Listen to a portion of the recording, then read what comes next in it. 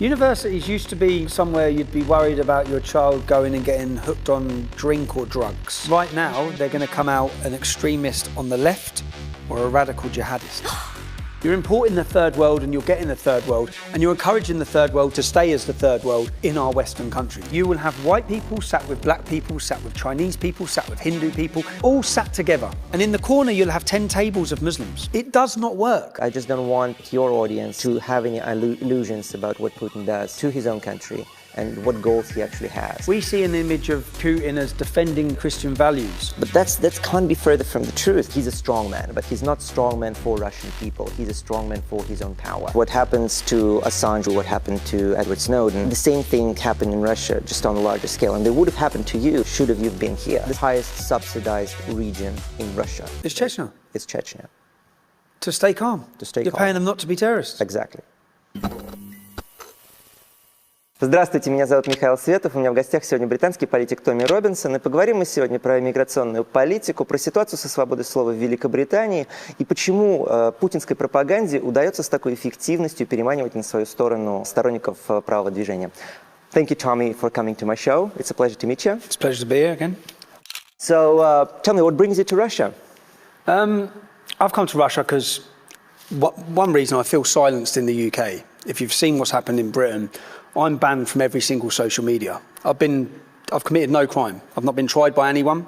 But yeah, I've had my Facebook, my YouTube, my Instagram, my Snapchat, Twitter. I've been erased from all of them. So whether it's that I'm seeking a platform, I've come to seek a platform, but also to warn people of the dangers that are happening in the UK. To give people a warning of the power of political correctness. I'm not so aware of the situation in Russia, which... Well, I think one of the topics that I wanted to cover today is that I feel what irks me about the right movement in the West is that you have sort of this idea of Vladimir Putin as this champion of Western values, which is most certainly not. And the propaganda that he translates in Russia today, in the Sputnik media, etc., is actually targeted towards the Western audience, but is not reflecting what's happening in Russia. And I'm just wondering how much you're aware of that, and how much do you feel that there is this conflict of interest between between all those right-wing personalities coming to work for the Russian media and the actual goals that the Russian media is setting? I think what we see, if we're told to hate someone by our media and by our establishment, which we are with President Putin, then I question it. When we're being fed what you'd say propaganda from Russia, and am I right that you said Russia today is not that popular in Russia, but mainly to a Western audience? Hardly anyone watches it in Russia. Well, the difference is in Britain, we're fed propaganda against other countries, but also to our own people by the BBC. So when I question everything, and it's hard not to, when I've experienced what I've experienced with the British media and the establishment, all the way to the top judges in fabricated charges, lies, when I've seen that myself, I can only question everything I'm told. So when we're fed continuous propaganda against Russia and against President Assad, I question it. I question the motives for it. So when we speak of Putin, or when I speak of Putin, all we really see is that he's not backing down. I saw the European Union destabilise Ukraine. I watched as Angela Merkel demanded NATO take military intervention. They wanted to go to war over the expansionist ideas of the European Union. I don't see that President Putin was the bad guy in that situation, that we was led to believe he was. That's how I viewed that situation. And well, I didn't expect to discuss Ukraine with you, but I don't know. Again, I don't know your opinion on it, but he did start the expansionist war in the Ukraine, and the whole idea that Putin did. Yeah, Putin did, and the whole idea that the Ukraine had this nationalistic far-right government that he had to protect Russian people from is absolute bonkers. It's just not true. But a lot of the people being funded now to fight for Ukraine are totally far-right. Yeah. Are totally. So a lot of I mean, Israel, actually, when you look at who's funding some of these far-right, I'd say that they caused a destabilisation, or the European Union funded and supported an uprising in Ukraine to cause a conflict. And if they done in any of our Western countries, that's how we took it, or I took it. And then even when it come to Assad, we've been told Assad used chemical weapons on his own people. After he'd already won the war. The American generals had already come out and said Assad has won this war. And then we're being fed propaganda by Panorama. And they've actually admitted that they faked certain scenes of chemical weapons against innocent civilians. So once you've had one lie by your establishment media, then you've had another. You question everything. So from my point of view... Yeah, I understand that completely. And my point of argument here is that because Western society, Western cultures actually compromised their moral high ground that they used to have. Yep. Because 10 years ago, we used to look up at the West and see, we can have free press, we can have fair judges, all those things. And all of a sudden, we see what happened to Edward Snowden. We see what happens to Julian Assange. And to me, Edward Snowden is quite a personal story because it seems ridiculous that that the only place where he found refuge was Putin's Russia. And it shattered my ideal of this European and Western, in general, Western society, that they're better than us. But at the same time, there is no moral equivalency here either. Because what happens to Assange, what happened to you, what happened to Edward Snowden, the same thing happened in Russia, just on a larger scale. And they would have happened to you, should have you been here and doing what you do in Britain. Well, we see, even roughly, if we want a fair broadcast of ourselves, we have to look to Russian news, which the BBC, if it's negative, they report it hugely.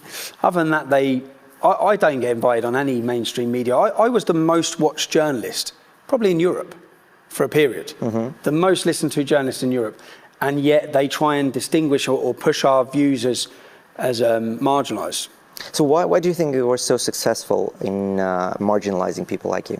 They weren't successful, which they were aware of how unsuccessful they were, which is why they then put pressure on private business, which is why they then got involved with Silicon Valley to basically take us away. Even if you look at Donald Trump's election, that was won through social media. What I was unaware of was that the British government has had the monopoly for years in telling people what to think, how to think about certain people or groups. The birth of social media gave me the opportunity to talk to the public. So they'd see the newspaper tell a story, and then they'd see the truth. They'd see a video put out by the mainstream press, and then they'd see my original video. And they'd see the way they've doctored it. And I think now, I know there was a European Union study into trust in media, and Britain was the lowest. Not none of the previous communist countries. Britain has the lowest trust by its public in their media. Probably lower than Russia. It also might be the case that your polling is much more fair than would have in Russia. I mean, I wouldn't trust Russian polling in those kind of questions. So yeah, for me, as I said, that the view we're given of Putin is that he's a strong leader. So I don't know enough about the politics in Russia, about the history of Russia, to be commenting, other than the fact that when we're fed propaganda, which we know is propaganda, I know that I truthfully believe the Assad chemical attacks were total propaganda for a war in Syria, to get the public support to go to war. We've seen it in Iraq. We lied about chemical weapons. The public were lied to about chemical weapons by Tony Blair in order to gauge support to go and invade that country and displace and kill millions of people. So what do you think is the goal of that propaganda? What is the actual destination for the establishment? The establishment want Assad gone. And I believe that's a short-term goal. I mean, like in the long term, because it's not just limited to Iraq. It's not just limited to Assad. There is like a bigger picture here. What is the bigger picture? I'd say a lot of it is to do with Saudi Arabia. I'd say a lot of the conflicts are to do with Saudi Arabia. Saudi Arabia want Assad gone. He's a minority of Islam. They want the Sunni majority in that country. And a lot of it comes down to the politics as well, which is why continually Russia's with Iran. But their agenda, or the issues why I think I'm hated, or why the establishment despise me, is I highlight the problems caused by the globalist plan of open borders. That they wish to portray that this utopia world that they want can exist, and it can't. And we're living proof in towns like I'm from. people have been talking about it. It's not just like it started a couple of years ago. People have been talking it since the 60s, and it's highlighted by the Enoch Powell's famous speech, The Rivers of Blood. And I was actually rereading it, the transcript, just a couple of days ago. And I was fascinated by that, the fear-mongerer, the person who's been predicting the doom and gloom, you know. He's been too optimistic about the things to come, because if you read his speech today about what he was saying will happen in a couple of years, he wouldn't, if only he predicted, you know, that London is going to be 66% majority non-British white, people would think he's insane. They already thought he's insane, but his predictions were much tamer than the things that came about. Despite all that, despite people seeing what's going on, they still say he's lied. They still talk of him as an extremist in my country. Yeah. And I always say, so as I said, I'm born in Luton Town. I was born in 1982. We had one mosque. We now have 35. Every restaurant in the town is halal. The soldiers could not march through our town. They would come under attack. That's the formation of the English Defence League started because British soldiers were returning from Afghanistan and they were attacked by large groups of Muslims. If you said to people in 1982, when I was born, this is what's going to happen to Luton, people would say, never. They'd act like you're crazy, but it's like they're chipping away, chip, slowly. And before you know it, you look around. And that's why when I talk about the demographical change, I spoke about Rotherham yesterday, and Rotherham's the same as Luton. In 2013, the government growth forecast, not Tommy Robinson's growth forecast, the government growth forecast of their website said that the Pakistani and the Bangladeshi community of my town will increase by 2030, that's in 17 years, by 70 to 77%.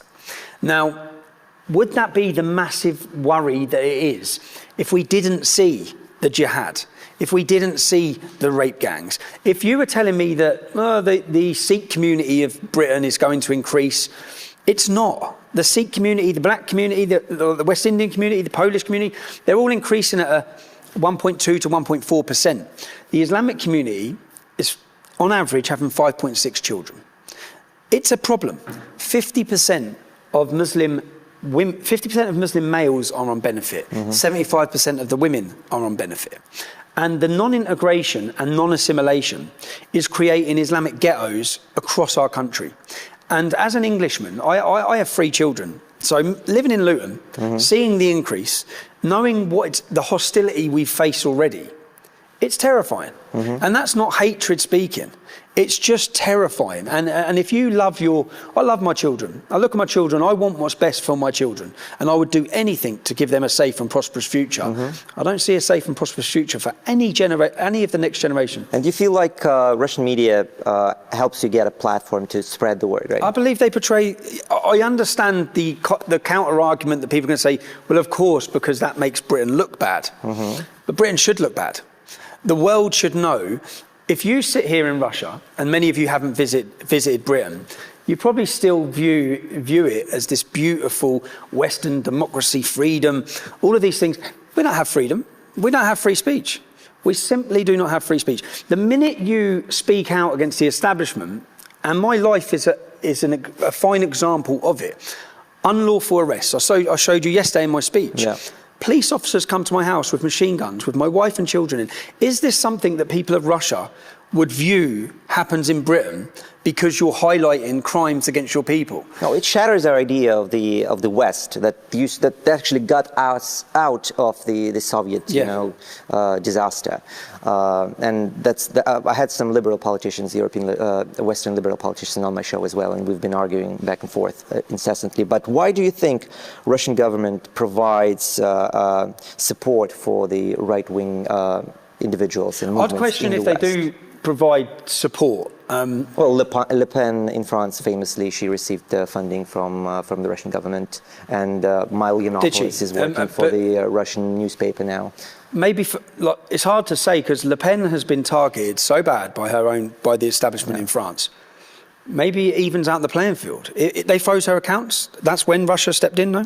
I don't remember the details, but she did receive funding. I believe they froze her accounts, and they deleted, I believe, just before the election, 40,000 social media accounts that were pro-Le Pen. I believe maybe because they don't want an establishment targeting war against them.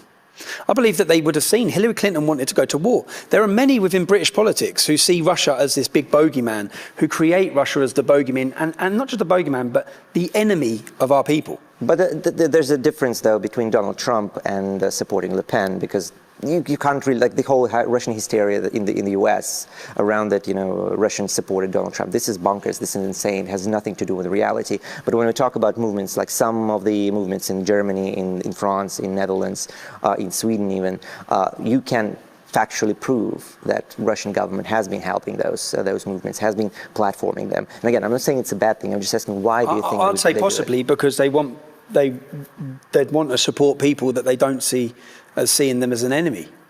I say so many within British politics talk of Russia. It's like our politicians still believe we're in the Cold War. And our people don't see Russia as an enemy. The people don't. And I'd say that maybe Russia, at times, when I look at even the military movements of the European Union and many of them are military, at times surrounding. I saw a speech by Putin, I'm going back years, who said, we are very concerned with where you're positioned in your military. And when you know that there's powers behind the scenes that want war, for me, so I just look at it. He also, Putin says a lot of things. And he also said that the collapse of the Soviet Union was the largest geopolitical disaster of the 20th century. So he's that kind of guy, though. No, and Putin probably wants the collapse of the European Union, so it's not a big state competing. But we want the collapse of the European Union. It's just some of the states that you see as an example, like Poland, for example, Hungary, and some of the Baltic states. I don't know if you know much about them, but the only reason why they kept their identity, why they actually became the kind of success stories that the Western right-wing politicians see as an example, is because they're protected by the NATO. By NATO, yeah. And I saw the concern. Was it by Lithuania or Latvia were concerned, and that NATO would protect them if Russia were to move in. And Russia did move in, like the example of the Ukraine that we just covered, we discussed just a bit earlier, with Crimea, with the Donbas region. If only, I think every Eastern European country at the time was concerned, yes, but was relieved just because they managed to join NATO in time. Yeah, I just see the European Union cause a destabilisation of Ukraine. And I think it was the European Union's plan for expansion. And that's how I saw that situation in that country. And then I saw Angela Merkel standing up saying that she wanted military intervention after what I'd say was a European-funded destabilisation of a country, because they wanted Ukraine to be part of the European Union. They wanted them to come in and work with them rather than work with Russia. So you don't think that Russia just tries to destabilise the political situation in Europe, and that's why they fund all those groups? I think if they wanted to, they've never funded me. So when I hear of other groups, I have been the key focal point of opposition in the UK to the British establishment and what they're doing to my country and my people. I've never had contact from Russia. This is the first time I've come to Russia. And I've only come to Russia because I made friends with a journalist a few years ago who spoke out against my unlawful incarceration. I saw that the only journalist that actually said what was happening was wrong was in Russia. And since then, I started speaking to that journalist. And so I've never had, in fact, whenever I've gone on Russia Today, I've had quite a hard time. They've gave me a hard time. It's not like they've just said, here you go, here's a platform, you get that, you spout your views against the British establishment. So I can only speak from my own experience. If what you're saying, if the view you're questioning, then Russia should have been pumping money into me for the last 10 years. Do you hear that, Putin? Which they haven't. So again, I can only go off my own personal experience. But you've been offered a spot in Russia Today, though. No, I haven't, no. You haven't yet. No, that's me joking. All right. And I was joking. I saw some newspaper on Twitter. Yeah. No, some newspaper. Again, that's a lie. What I said was, I've had my platform taken away from me, all platforms. If I had my own show on Russia Today, or on any show, it would be the most watched show in Britain. Yeah? It would be when I went on to Annie's show, so if I went on with Piers Morgan on Good Morning Britain, you know Piers Morgan, it was the most watched episode of that show they've ever had. The public, the debate I bring and the issues I raise, the public want to hear discussed. The reality is that unless you can discuss them, unless you can talk about them, which we don't want violence, we want to be able to talk about these issues. They're stopping us. They're stopping our ability to even question them, to have a discussion. There's nothing better. On my European campaign, when I was standing as an MEP, I stood in one town centre and it was the best moment I'd had. And I spoke for 30 minutes with a young Muslim lady. And it was more beneficial than anything that had happened for the hundreds of thousands of people who were able to watch that discussion. But the reality is we can't even have the debate now. We're not allowed to discuss it. And when you can't discuss things openly, when you can't sit here, we may agree on certain politics. When we can't sit here and discuss those politics, what does that leave? Where does that drive those? I think you make a very good point in favor of anti-globalism, because the only reason why we're able to have this conversation today is because we have these competing powers that platform, different dissenting groups of each other, and that allows the discussion to happen. So if Putin hadn't supported Le Pen, if he hadn't financed Le Pen would probably already be broken. So the opposition to what would be a globalist plan like Macron, which is a European superstate, which is oppressing the French people, there wouldn't be one. I hope in the next election Marine Le Pen wins. I hope that the Alternative for Deutschland, I believe that's one of the groups. AfD. Yeah, they're speaking for the German people. So the only thing I can see is that the Russian government are allowing the voice of people to have a platform. I know yourself in Russia. You probably. No, it's just. I just hope you realize that the only reason why Putin's government does that is to reach its own ends. It's not to help your cause. It's not to protect Western civilization or whatnot. It exists just as this fight on the international arena. I understand. At the same time, we see an image of Putin as defending Judeo-Christian values. But that can't be further from the truth. And we were talking just before the interview about that. I think what a lot of right-wing politicians in the West don't realize is that Putin is very different, and his regime is very different from this image that is being propaganded on Russia today. For example, I don't know if you know, but we have a transparent border with Central Asian countries. And by transparent, I mean that you don't even need any kind of paper to cross the border. As long as you have a passport, you can come to Russia, you can start working, and it's, 60 million people that can just cross at will and move to Moscow and keep working there. I wasn't aware of this, and what I found surprising when I spoke to some people yesterday at your event was the level of illegal immigration you have in each city. And it's not accounted for because we're not even keeping track of it. Because when people crossing to Britain, at least they have to do some paperwork. When people are crossing from Uzbekistan, from Tajikistan, from Kazakhstan, from all the Central Asian countries, they don't need to do any kind of paperwork. They just cross as tourists and they stay. So why do you think that is? Why do you think that you have that transparent border?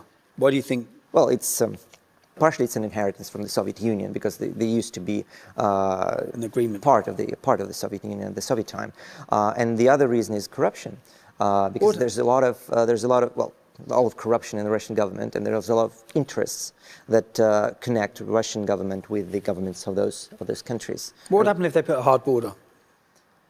Well, for starters, once you put a hard border, you keep track of people crossing, and we wouldn't get as much crime in Moscow, for example. I spoke to someone yesterday who said everything I'm talking about with regards to the attitude towards women, they see similar here from Muslim migration.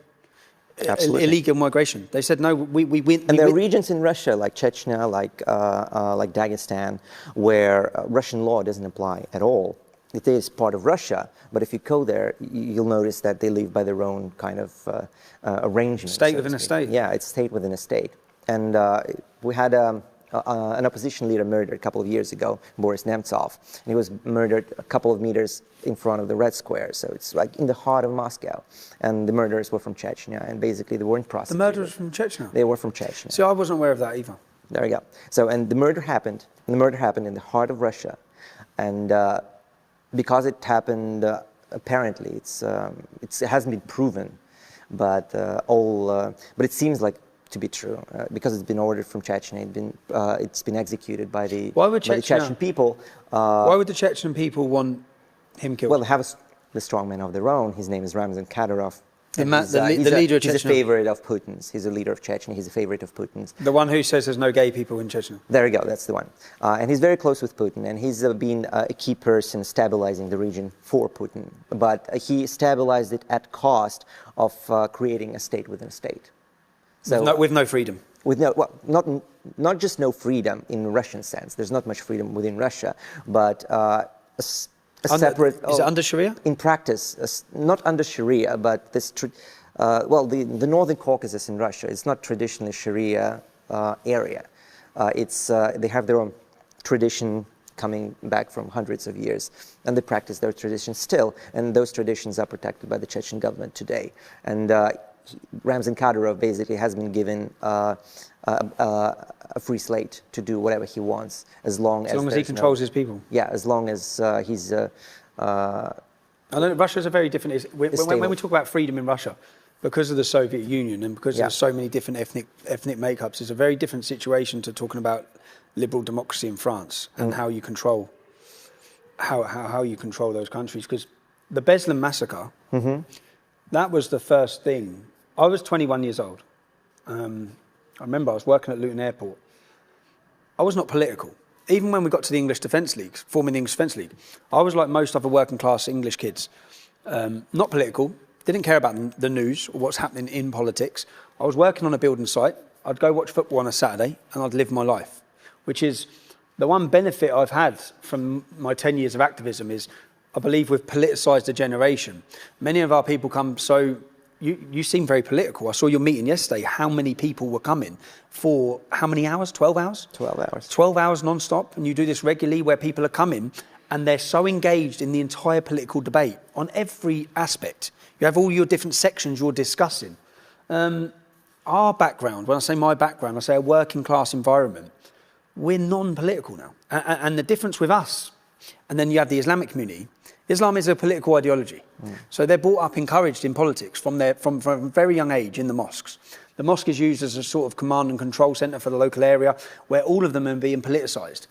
If there's one benefit that's come from the work I've done is I have managed to politicise a group of people who do not vote. When you look at, we talk about democracy and freedom, I think we have 40% of people don't vote, just do not vote.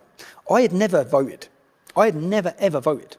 Well, at least you have elections. I mean, what you saw yesterday on my conference is actually a very atypical thing in Russia. And you were complaining earlier about the state of political correctness in the UK, but it's even worse in Russia. And again, it's something that is not being mentioned by the right wing in the West. Like, what happened to you? I actually wrote an article when you were going through this ordeal, when they were prosecuting you. And I wrote that in Russia we have a law number 282, it's called, which is basically a law against hate speech. And this law has been used not just against people like yourself, it was used against random people posting random memes on the internet. And actually a friend of mine, Maria Matuznia, she was prosecuted for posting a meme on her Kontakte page, is like Facebook, but in Russia, just posting this meme, and she's been put in the list of terrorists just for posting a meme. And again, you're complaining about political correctness in the West. In Russia, we don't really call it political correctness, but it's at much larger scale. People are being prosecuted for posting memes, and I don't think you see that in the West. No, I don't see that, no. That's not that... Oh, Count Dankula, we do. Yeah. So you heard of Count Dankula? Yeah, Count Dankula. Who made that's just insane. But he made a joke. I know. And then the judge said, and the law is now that you don't get to choose the context. So it was a joke, but the judge gets to decide what the context of that is, and he was prosecuted. Yeah, but the difference is in scale. I mean, Count Dankula was such a scandal because it was one-of-a-kind event. Yeah. When in Russia, there's hundreds of people that were prosecuted under this article for doing nothing. See, what we see now, or our biggest concern now, say I've been active, really active since 2009, so 11 years. In my first 6-7 years, everything I was talking about was the problems of Islam and the problems that it brings. My last 3 years, my biggest threat and risk to our nation is freedom. It's free speech. It's freedom to assembly. It's all of the issues that without those freedoms, then we can't talk about it, we can't highlight the problem. And now that where we've moved to is government interference with all of Silicon Valley. So when I'm sat in Russia, my main platform I use is Telegram.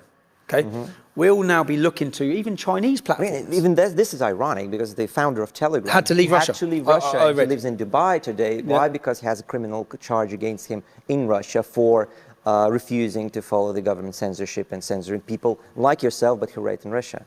Yeah. Literally, that's what happened. I know, yeah, no, I read that. I just believed. I read the statement by Telegram.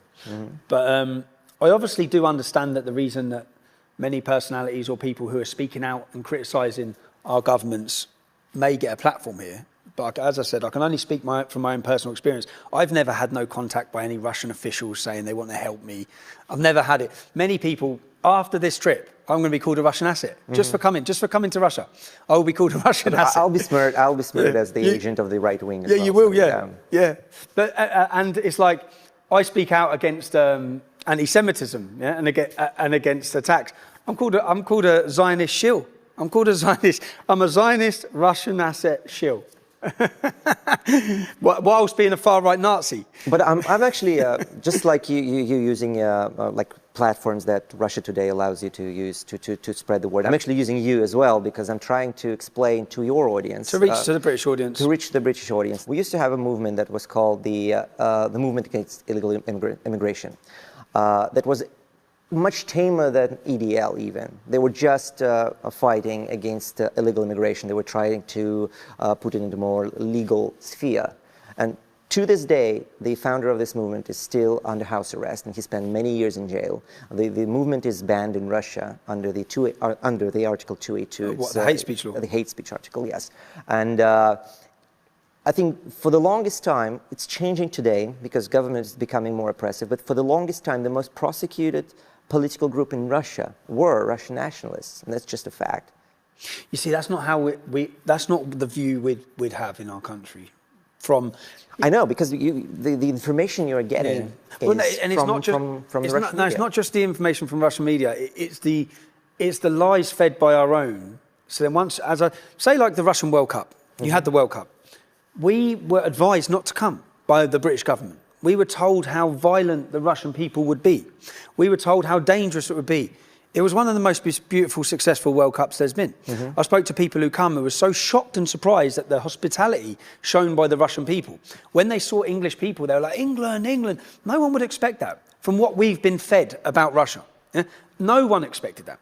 And the image as well, when I talk about the Putin's image as a strongman, the image of Russian men, which is what I spoke to some of your gentlemen about yesterday, is he successfully changed your image on the world stage, I believe, in the sense that whether it used to be, the view used to be of alcoholic Russian men. Now it's viewed in our country as tough men.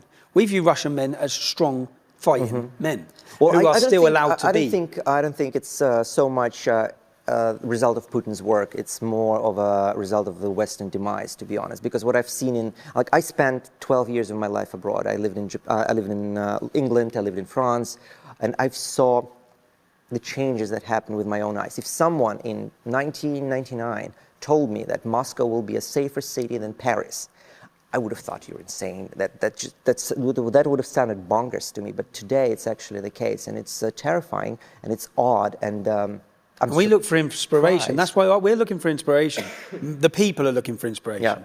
You saw the recent elections, but the people are looking for inspiration. Well, we look to Viktor Orban. We look to Poland. We look to Russia. We look for inspiration on how we can deal with this problem of total attack. If you listen to Orban, if you listen to the Kaczynski brother in Poland, then they have a very grim view of Russia, and they have every reason to have that view. And they're terrified of Russia, and they see it as a threat, not as an ally. No, I'm aware. I'm aware of reading the fear after what happened in Crimea. But if British media had not lied so much, if they hadn't demonised and slandered so much, if they hadn't been proven, Panorama, I don't know if you managed to watch the documentary I made called Panodrama. Not really. Panorama is the BBC's flagship programme. It is what's viewed as the best investigative journalist programme in the UK. I come out of prison after my after when I was reporting outside the court case. Now, I was reporting outside the court case, 30 to 40,000 people marched on Parliament. My profile blew up worldwide. This Free Tommy movement was spread across the world. I come out of jail to be told by someone, they are taking you down. Yeah? I then sent someone undercover to wear cameras into Panorama. I got the main man of Panorama. His name was John Sweeney. He's the most successful and popular host of this show. on undercover recordings telling a girl, if this is what I need you to say about Tommy Robinson. This is for a documentary. This is not journalism. Yeah?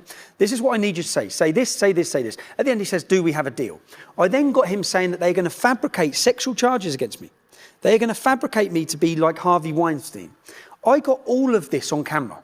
I produced my own documentary. When they come to meet me, we sat like this for our interview because they contacted my home and said, we've got a documentary ready to go against you. Come and meet us. I sat there and then I showed them. I showed all their producers, this is what you're doing. You are fake news. You are completely, and from that, do you know, not one single, this is the biggest takedown of the BBC our country's seen. Not one British journalist reported on it. Not one. Now, if that doesn't show the people in our country, all that done when, because John Sweeney lost his job, right? He had to go, but they put him on gardening leave for 9 months. Then he had to go. No Panorama documentary come out against me because I proved categorically that everything they were doing was lies.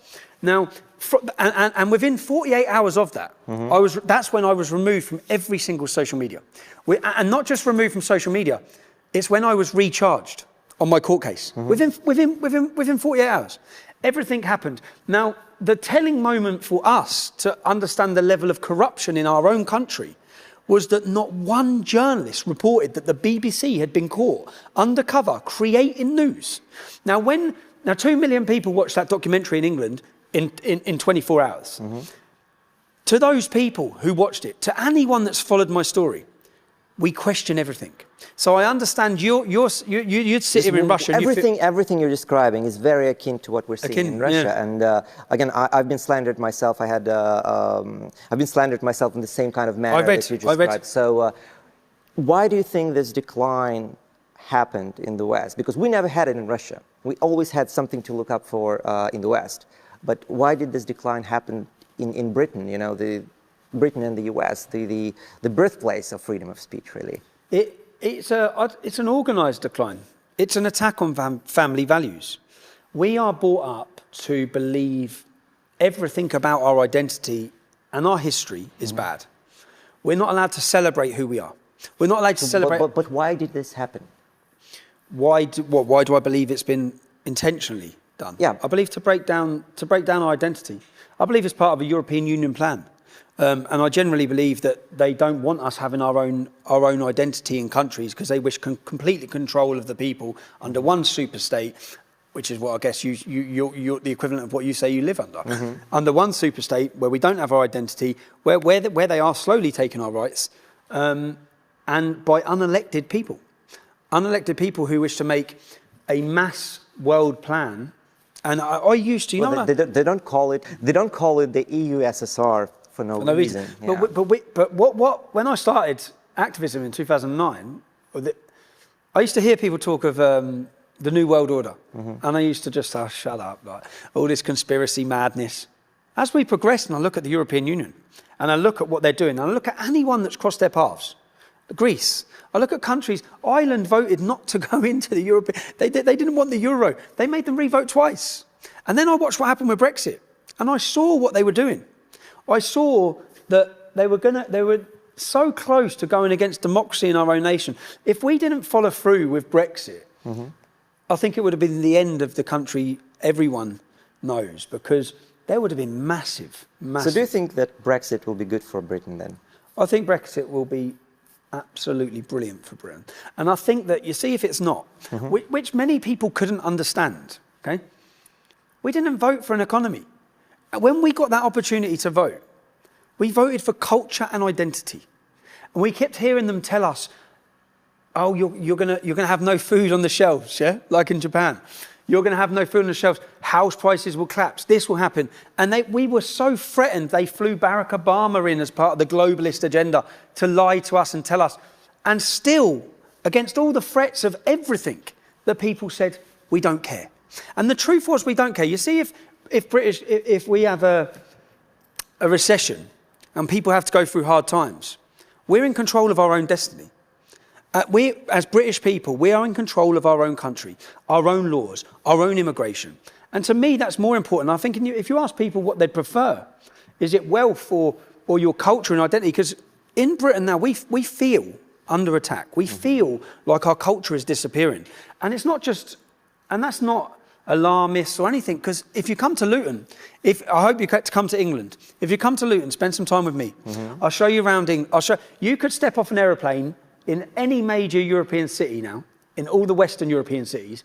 I could blindfold you. I could walk you onto a street, take the blindfold off and say, where are you? And you won't know. You will not know. But you'd probably say Islamabad. But is it so much a result of the European politics or your own imperial past? Because most of the immigration you get is not really coming from the European Union. It's coming from your colonies, those countries that used to be your colonies. Many of it's not. So West Indian immigration, so again, so people understand. I'm from Luton Town. If you line up all my friends, okay, my mother was an immigrant. The whole of my town are immigrants. In fact, white English people are a minority. That's all I've ever known. I don't know this, people talk about ethno-nationalism. I don't know that. I've never had that. And to be honest, I don't want that. You know? That's not what I'm talking about. What I'm talking about is, if you line my friends up, you'll have St. Lucian, Jamaican, Bulgarian, Italian. All of us are sons of immigrants. But we all get on fine. And in that sense, it's worked, okay? There's no racial tensions in my town. They're religious tensions. And I bring this example, which I explain many times.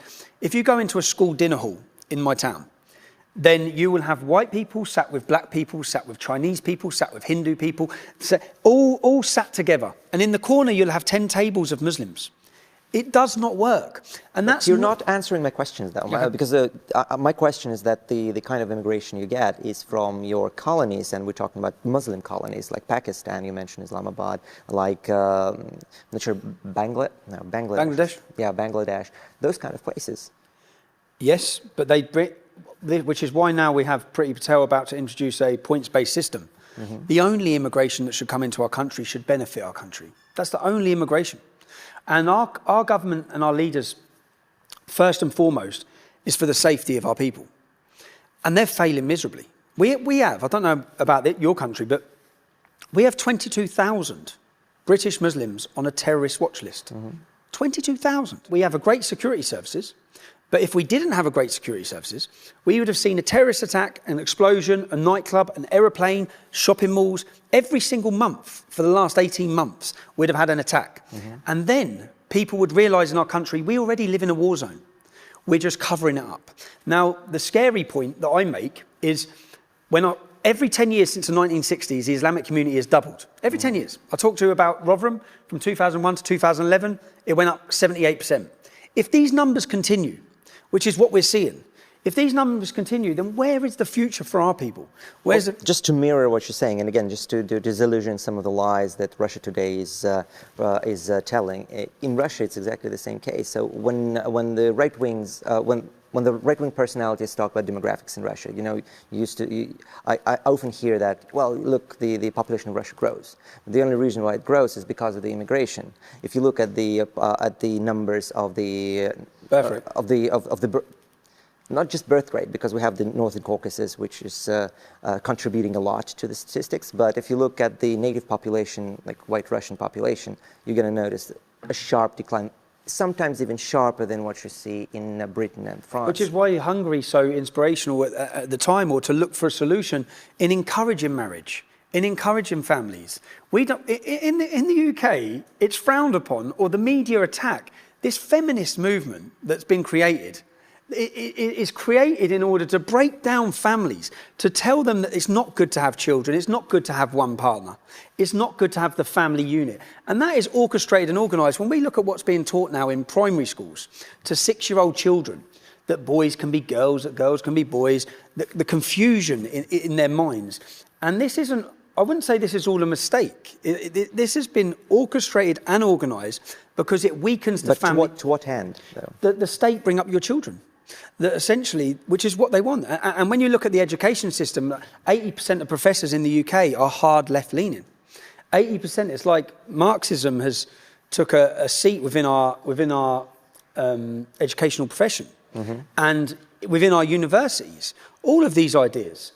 And it's a danger. When we talk about the international scale, we're just actors in the geopolitical conflict, yeah, because neither Russian government or the Western government seem to have any ideology or values. They're just fighting for power. They're using you, as they're using myself in the West sometimes, as a means in that war, nothing else. So again, my only concern is that I just don't want your audience, my audience, whatever, to have any illusions about what Putin does to his own country and what goals he actually has. In my opinion, his goal is quite simple: is to destabilize the situation in Britain, in Europe. For the benefit of Russia. For the benefit of Russia. That's by Russia, I don't mean Russian people, I don't mean Russian culture, government. I mean Russian government and his regime. And that's very different, because his regime does not exist in the interests of the Russian people. Actually, so I am in court in 2 weeks, but I went to court 5 years ago. By British. So in that, we have the Home Office, and the police are supposed to be separate from the government, yeah? But the Home Office created a football policing branch, which is under the Home Office. It's British government. They arrested me. They come to my house and arrested me because they said that I needed to be banned from travelling to any football anywhere in the world, because my presence, this was their argument, my presence in France, because the football tournament was in France, my presence could provoke a reaction. So they wanted to ban me, and they actually made a map. This is where people in Russia need to understand. I was given a map, and in my hometown, I would not be allowed into the town centre. And I was given an entire map of the areas I would not be allowed to walk in. And it was every Muslim area. I literally wouldn't be able to walk down a street if Muslims lived there. This is what the British government were trying to push through the courts against me. I am lucky that I had a judge, and if you read her summing up, she said this case is vague, cagey, and dishonest. But all they needed to get that through was a politicised judge, which is what I faced in my later trials and most recent ones, was not just politicised judge, but judges that lied. So these sort of, and no one would expect that in Britain, right? No one would expect that our citizens are being given maps of where you can and can't walk, which is exactly what they're trying to. Paul Golding, you've heard of Britain First. Britain First were taken to court and given an order banning them from entering my entire town for 4 years. The court said you're not... From the town? From the whole entire town. So Luton town. And all this comes about is because Luton has a big problem with the Islamic community. Paul Golding's group, who are a political party, they're a registered political party, would come to the town and hand out leaflets. And they'd get a reaction from Muslims wanting to attack them. But not because of how Paul Golding's group were acting. They weren't acting violently. They were acting democratically. They're allowed to do that under freedom and democracy. But because of that, the court took a civil injunction by the police and banned them from entering the town for 4 years. So and again, this is freedom. And you know what? I wouldn't have a problem. But the country, Britain, pretends to the world it is. We are this bastion of freedom of speech, and we're the good guys, we're the moral guys. No, you're not. No, you are oppressing your people. You are unjustly imprisoning them. You are introducing law after law after law, which take away our freedom. What do you think if you get removed from social? What if you get removed? Well, what do you think about that? If we're going to talk about social media, I'm less terrified of YouTube shutting me down than I'm terrified of the government of putting me in jail. In Russia, that's the real threat. And my disagreement with the traditional right wing, and I'm a libertarian, I'm right-wing libertarian, is that you associate your interest with sort of changing the government, when my point is that as long as you associate your success with the success of the government will bury you. Always. There's no other court of events, really, because once you create these levers of power, they will be used by your enemies to put you down. So you must be scared, no? I'm scared of the government, and I think that whatever evil corporation there is, Google, Microsoft, Facebook, whatever, is much less a threat than the government, because the government can use those kinds of corporations, can corrupt those corporations to reach its own end and leave you helpless. In Russia, we're in a bit better position right now because we have all those Western corporations that are not adhering to the Russian government. And that's what makes me a little bit safer. But then again, whenever I invite someone from the West, like yourself, that's where I run into real problems with the corporations, because I start to encroach onto the Western. Well, funnily enough, so YouTube, which is what I get your main platform. Yeah. YouTube refused to get rid of me, twice. They put out a public statement saying none of his videos breach any of our policies. Yep. It was only after continued harassment by the government. I mean, there's videos of the CEO sat there and all of my politicians grilling them. That's why you should be terrified of the government. You shouldn't really... Yeah, it's the government, so YouTube... I wish there was more talk about freedom of association and how government breaches that freedom. And I think that's the key to resurrecting I'm more terrified that a conservative project. I was always terrified my death would come at the hands of a jihadist. Yeah, there are 6 jihadists in jail. They were on their way to kill me. They got caught with guns, bombs, and IEDs. That was in the early days. Yeah, I'm more concerned now, and this seems crazy to say about British establishment. I'm more concerned that my end time will come by the British establishment, and so long as I always send the message every single time is that I'm not going to stop highlighting these issues. I'm not going to. We've took many knocks along the way. You've managed to silence us. You managed to imprison us. You managed to take away our platforms. I will build more platforms. We will find alternative means of reaching people, whether it be on Russian outlets, whether it be on Chinese outlets. We will, because the people still want to hear the message. They still want the debate to be had. Do you think what you're fighting for is actually has a chance of success, or it's a lost cause? Many people would have thought like that. I've had my wife's nan said to me, I come home once after being arrested again. Yeah. And she come home, she said, give up. There's nothing you can do. Yeah. And I said, if everyone had that attitude in the 30s, we'd all be German. Okay? If everyone had that attitude, and at the time it was a lost cause in those times, and people didn't see it as that. And you had 14-year-old children pretending they were 16 to go out and fight. And you know the fight and the spirit that was in British people. And my argument is that we have forgot who we are. So can we change it? Yes. Will we change it? Yes. What is the alternative? The alternative is that our country is going to disappear, our culture is going to disappear, our children will be enslaved, because that is generally what the alternative and the long-term future holds. So will we do everything humanly possible to stop that? Yes. So no, I don't see it as a lost cause. I see it as a very difficult cause. I see it as... I think that many people may become sacrificial lambs in this course, but it's far bigger. It's so more important. What we have, I don't know about in Russia, but we have bred a generation of cowards, a generation of people who only care about themselves, who say, I'm okay, I've got a job, I've got money, I'm all right. Well, you've been bred for helplessness for, what, 40 years? We've been bred for helplessness for 100 years, since the revolution. And that's actually a topic that's being brought up over and over again in Russia, is that, Russian people are so traumatized that they're not fighting for themselves at all. And they're individuals. That's what's happened in the UK. They're individuals. So they don't care if it's happening to other people. And until we regain that, what I would say is British spirit, and it's in every single one of us. It's in our DNA. It's in our history. That fight is in every English man in that country. It's just about them remembering it's in them and remembering who they are. And so much so which has been purposely targeted against us to forget who we are. But how can you retake a country where a capital is 66% non-British white? In London. Yeah. In London, you could start by encouraging those people. It doesn't matter if they're non-British white. They're not 66% are non-British white. You might have 66% aren't white, but many, like if you line my friends up, I'll have black friends who have England tattoos on them. They love England. They are English. They class themselves as English just as I do. My mother was from Ireland. I'm an Englishman. Okay. You can regain it by encouraging people to feel English and to be part of what it means to be British, but not whilst you so long as encourage them to have their own secluded communities where all cultures are equal. No, all cultures aren't equal. Our culture is far superior than the ideology that you're importing. You're importing the third world and you're getting the third world, and you're encouraging the third world to stay as the third world in our Western countries. And it's all done to destroy the family and for the government to raise the children. Is that what you're saying?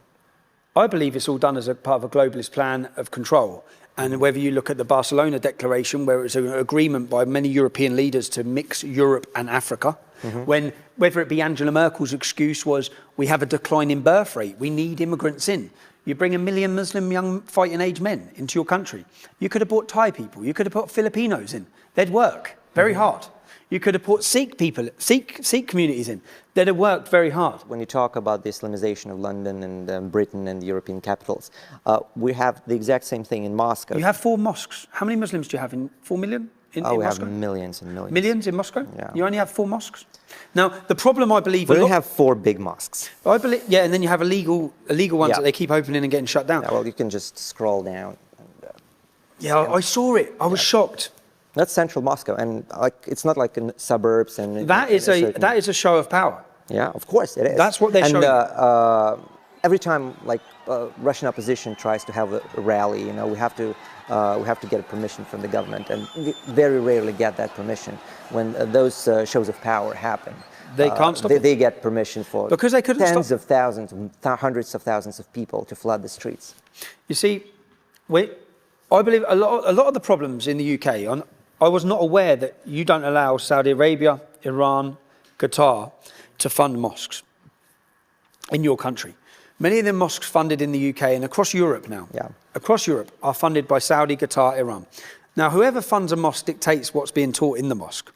So we have extreme Wahhabist, Salafist, from this big upwards, in madrasas.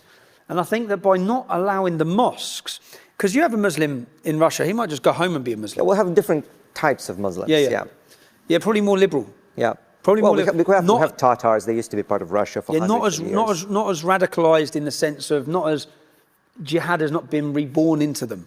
Well, again, it depends on the region. We have different kinds of Muslims. We have Tatars, which are very close to Russians, and we've been together for hundreds of years. And then we have Northern Caucasus, and you talked about Beslan yesterday, and that's where all these terrorist attacks of the 90s and early 2000s came from the radical Islamist movement. And it's still there. It's still that's there. where I see the one thing that Britain could be allies with Russia on, which is what many people see it as, is protect.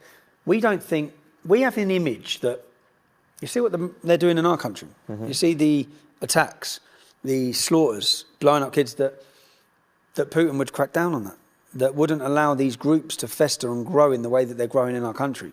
That's why I say we see a strong leader in the sense that I wouldn't say that, though. Again, he achieved a certain success, but at a price of losing a lot of Northern Caucasus, because we control over Northern Caucasus regions. Yes, they are loyal to him, but they have so much autonomy inside that they're really that must like be dangerous for him, because it's to say when Putin's not in power, everything collapses. Which it must be scary, because it is very scary, and it's being discussed incessantly in the opposition media in Russia, because there's no solution to the Kadyrov, because Kadyrov is loyal personally to Putin. And if he goes, then you've got an Islamist state. Yes. A terrorist state. Well, I wouldn't go as far again, and it's going to get me in trouble, and I don't want to say that. I will. But I've read about the leader of Chechnya. Yeah, he was part of the military groups in the early 2000s, and his father was a prominent in the movement as well. So, but he struck a deal with Putin to control him. To control him, and today, to this day, Chechnya receives a lot of subsidies from Russia. So it's basically like we're paying this to stay calm. This piece of our country to stay calm. Exactly. And it's hundreds of millions every year. Of Russian money going there. Yeah. Of Russian taxpayer money. Yeah. It's the highest subsidized region in Russia. It's Chechnya. It's Chechnya. To stay calm. To stay calm. You're paying them not to be terrorists. Exactly.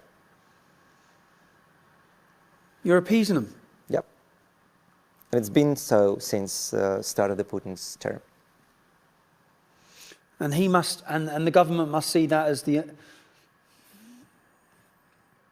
a way of control, so that they don't have the terrorists. They don't have a solution. No, because there isn't. The problem they have is the same problem we now have. Once they stop paying, there isn't a solution. Yeah. Because the solution is that's the problem we have now. What is the solution? Say I'm right. Say the things I talk about are right. Say Islam's not going to integrate or assimilate, and the government accept that. Okay, well you've got 3 or 4 million followers of Muhammad in Britain. And they're having a 10 times faster birth rate than the native people. What are you going to do about it? What are you going to do? And that is the question. That's the scary reality. And what do you do? And the worst thing is, again, it's not just happens in Chechnya, but whenever you see a Chechen criminal doing something in Moscow, They get away with it. they get away with it because it's like this extraterrestrial jurisdiction that protects them. They go back in that They go back to Chechnya. And then they don't get prosecuted. And they don't get prosecuted. Yeah. Because I spoke to someone yesterday who said... And even worse, you were talking, I'm sorry for interrupting you, you were okay. talking about Rotherham and the things that happen to girls in Britain, but in Moscow, just recently, a couple of months ago, there was this huge scandal that there started to appear clinics where they do women's circumcisions to girls. Female genital mutilation. Female genital mutilations, exactly, in Moscow. Why? Because we have this thriving Muslim community, because we have... Is that against the law here? It's not, and guess why? It won't Because be. Northern Caucasus regions are part of Russia, and we can't enact a law that will enrage them. Are you aware of the law in UK? Well, tell me. Female genital mutilation has been carries a 14-year prison sentence, and it has done for the last 25 years. Not one person. We have had 60,000 children, 60,000 British children, they're in Britain, who have been victims of female genital mutilation. The consequence of female genital mutilation is not just that they cannot enjoy sex, it's that it causes mental health issues, depression, and sometimes can't have children, all of these problems. And again, we have the problem where no one has been prosecuted, no one in Britain. I think the first case has just come in the Republic of Ireland, not one single prosecution. Why? Again, we've got 60,000 cases, and that's NHS figures from the National Health Service. Mm-hmm. So that means 60,000 young 3, 4, 5-year-old children have gone into hospital mutilated, and their parents have not been prosecuted. Because if you prosecute the parents, you fill up the entire prison system already. So female genital mutilation is one... I spoke yesterday about the gang rapes as something they can't deal with. Here's another thing they can't deal with. There are so many things coming out of this community that they are too scared to deal with. And female genital mutilation, if you realise how big of a crime it is, how big of a problem it is in the UK, it's massive. Again, it's just as big in Russia, but it's even worse because it's legal. Like you mentioned, there is a law against it, and there's a 14-year sentence. But in Russia, those clinics get to advertise this as a service in the Russian media, and it happens. Insane. And again, it's, I'm not saying things I'm normally saying in my interviews, but mostly because I want to talk to your audience, and I want to understand what's going on. I want to explain that whatever ideas you have about Putin and the kind of state that he runs, you know, he's a strong man, but he's not strong man for Russian people. He's a strong man for his own power. What about for the church? The church is servile to Putin, really. It's not, it's... Because we see that he's building more churches. He's building whereas churches are being diminished across Europe, that's where this is what we see, yeah? So what I see is that he is standing for Christianity, standing and building and progressing Christianity. But first of all, you have to understand the difference between the Anglican Church and the Orthodox Church in Russia. Russian Church is very servile. It's been so since the... Servile? Submissive to the government. Okay. So it's very submissive to the government, and it's been so since the Russian Revolution when the KGB infiltrated it, etc., etc. And those new churches that are being built today, it's really more of a vanity project because you don't see the Christian community grow. You see more churches being built, but you don't see more people attending them because mostly. Well, I think the great thing that the Western society produced in the last 100 of years is separation from state and the church. And in Russia, it's really supposed to have. Or supposed to, yeah. Well, at least it is so in the U.S. And in Britain, it's a bit different, I know. But in Russia, they are really fused together. Yeah. So it is still used as a means of controlling the population and making them more docile, instead of protecting the values that I think you have in mind when you think about building churches, etc., etc. Interesting. Have you seen the protests recently in Britain? Which ones? Outside the schools? No. So from September, it's compulsory that they will be forcing this LGBT education on primary school children. Now, I've stood up for gay people's rights the whole time, yeah? I couldn't care. I don't care if someone's gay. I don't care what they want to do in their private time. I don't really care if they want to get married. Yeah? They want to get married, fine. My cousin got married to her partner. My issue is when you're teaching children, 4, 5 and 6 years old, you're teaching them that they're not born as boy and girl, that they can be anything they want to be, that they can have all these different genders, And this is what's being pushed for it. They are actually teaching 6-year-olds self-masturbation in schools. That's a teacher, a man, talking to your 6-year-old child, encouraging them to masturbate. That's the reality of what it is. And all these different books and all this different education at a low age. And actually the man who organised this in the Birmingham schools, he actually said in 2007 he wants to smash the norm of heterosexuality. He wants to smash the norm of males with females. That's what he wants to do. He's a school teacher. So he's introduced this new educational thing called No Outsiders, which he says is about tolerance. But it's not. It's about intolerance of the family unit. It's about intolerance of male and female.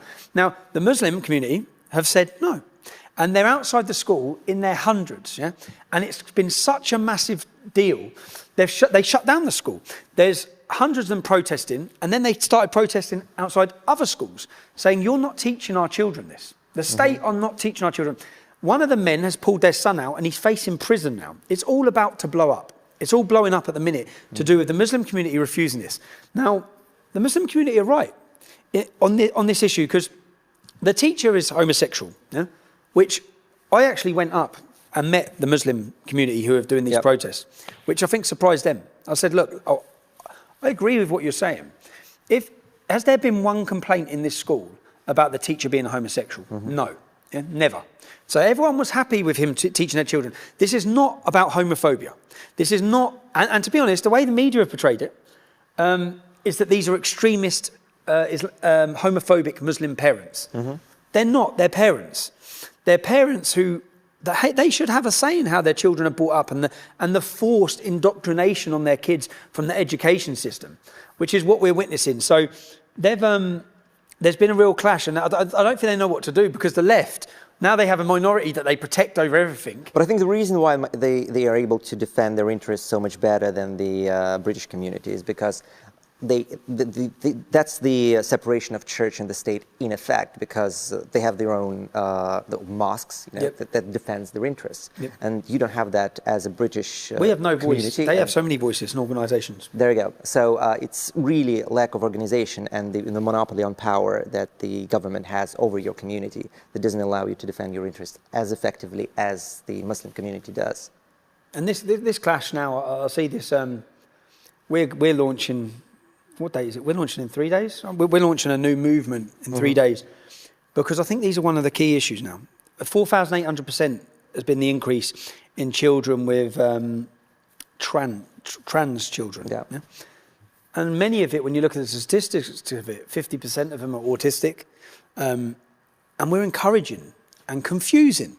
Now, the problem is what used to be regarded as a malady, unfortunate malady that, you know, that maybe demands some sympathy. It's being celebrated. It's being celebrated, exactly. So and encouraged. It's one thing to sympathize with a problem. It's a different thing of glorifying it. That's what they're doing, glorifying it. So then children see it as, oh, they all want to be it now. What you were describing is like it's the success of this Marxist agenda that was supposed to be put to an end in 1991 when it was put to an end in 1991, collapsed. And then it just went into an education system, and whoever controls the children that's what Lenin said. That's what Lenin said. And that's exactly what we're witnessing. Education, universities. Universities used to be somewhere you'd be worried about your child going and getting hooked on drink or drugs and partying too much.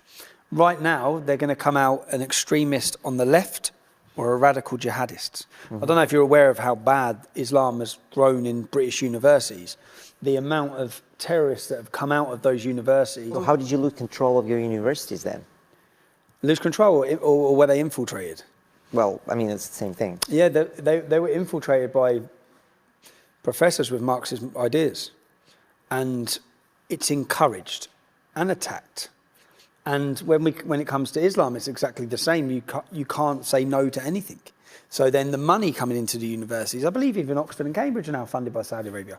In a big way. Personally, I think the reason for the success of the Islamic project and the Marxist project is because it's an inherently international movement. So they're capable of organizing across border, while the right-wing movements are being inherently nationalistic, are much more reluctant to find connections with each other and to partner with movements from other states and countries. which is what's needed. Which is what's necessary to counter the effects of the Islamic and Marxist expansion. You have all these individual populist parties in Europe, Yeah. working individually.